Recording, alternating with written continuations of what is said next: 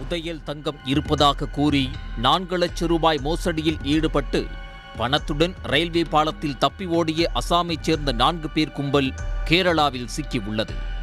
சாலக்குடி ஆற்றிலிருந்து மூவர் குதித்து தப்ப முயன்ற நிலையில் ஒருவர் ரயில் மோதி விபத்தில் சிக்கியதால் மோசடி கும்பல் கூண்டோடு சிக்கியுள்ளது. கேரள மாநிலம் கோழிக்கோடு நாதாபுரம் பகுதியைச் சேர்ந்த ராஜேஷ் மற்றும் லெனிஸ் இருவரையும் ஜேசிபி ஓட்டுநரான சிராஜ் இஸ்லாம் என்பவர் கடந்த சில தினங்களுக்கு முன்பு தொடர்பு கொண்டுள்ளார். வீடு ஒன்றை இடிக்கும் போது தங்களுக்கு புதையல் தங்கம் கிடைத்துள்ளதாகவும் 4 லட்சம் ரூபாய் தந்தால் பல லட்சம் ரூபாய் மதிப்புள்ள இந்த தங்கத்தை தருவதாகவும் கூறியுள்ளார். இதை நம்பி ராஜேஷ் மற்றும் லெனிஸ் இருவரும் காரில் திருச்சூர் சென்றுள்ளனர்.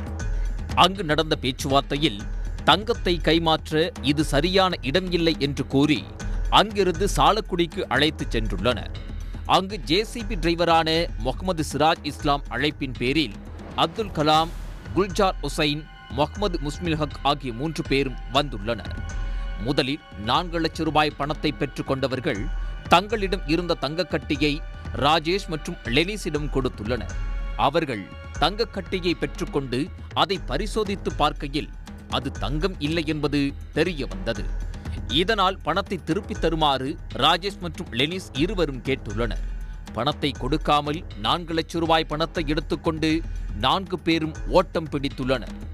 சாலக்குடி ரயில்வே நிலையத்தை கடந்த இவர்கள் சாலக்குடி ஆற்றின் நடுவே ரயில்வே பாலத்தின் மீது உள்ள தண்டவாளத்தில் ஓடிக்கொண்டிருந்துள்ளனர். அப்போது எதிரே ரயில் வந்துள்ளது. ரயிலை பார்த்த 4 பேரும் அடுத்தடுத்து சாலக்குடி ஆற்றில் குதிக்க முயன்றுள்ளனர். அப்துல் கலாமை தவிர மற்றவர்கள் ஆற்றில் குதித்த நிலையில் அப்துல் கலாம் குதிப்பதற்குள்ளாகவே ரயில் வந்துவிட்டதால் அவர் மீது ரயில் மோதி உள்ளது. இதில் பலத்த காயம் ஏற்பட்ட அப்துல் கலாமை கூட்டாளிகள் ஆட்டோ மூலம் மருத்துவமனைக்கு கொண்டு சென்றுள்ளனர்.